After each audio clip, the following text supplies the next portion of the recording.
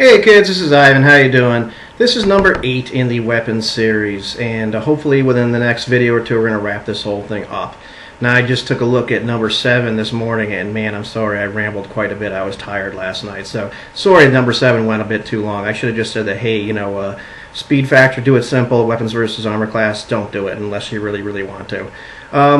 The other thing I noticed, though, in checking out the original videos I did, where I was just talking about how the games actually work, like things like First Edition, Second Edition, Rule Cyclopedia, and Pathfinder, was I kept on having to look at my notes, and I kind of wanted to redo those videos, but then I said, no, I'm not going to do that, because that kind of drives home just how complicated the game becomes sometimes.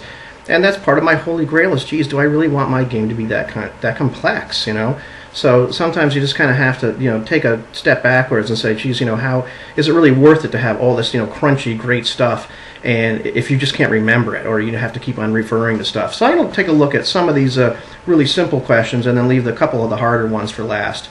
In terms of weapon damage, like how do I think you should do that? Personally, I like the idea of variable weapon damage. Different weapons do different damage.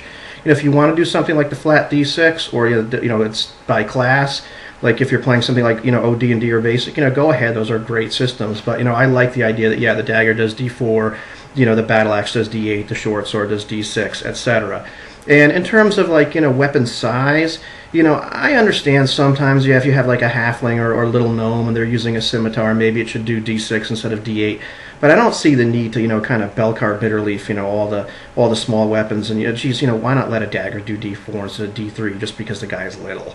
If you want to do that and you think that adds something to your game, great.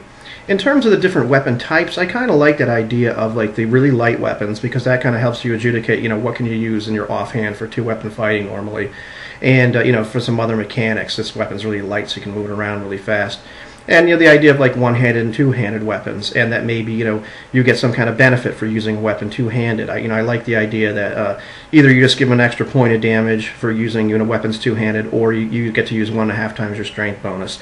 And maybe if you're really strong, you can take a weapon that's normally supposed to be a two-handed weapon, like a battle axe in AD&D, normally supposed to be two-handed, but maybe if you have a strength of 16 or up, you can use it, one-handed, and that'll be great. However you want to adjudicate that is fine.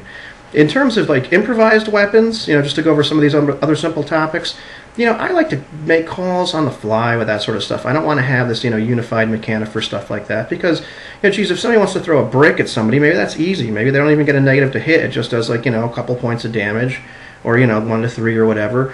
But if somebody wants to take a chair and try to whack somebody with that, maybe that's really hard. They should take a -4 to hit penalty. And if they do hit them, maybe they do 1 to 3 points of damage. But I don't want to discourage people from using improvised weapons, because sometimes that makes the game really fun. And sometimes it's your only shot for doing anything like that. Otherwise, most of the other questions I'd really rather handle in a different video where we kind of get down and dirty with stuff like that. But, just looking at how complex we make the game sometimes, really, makes me want to make things like this a lot simpler.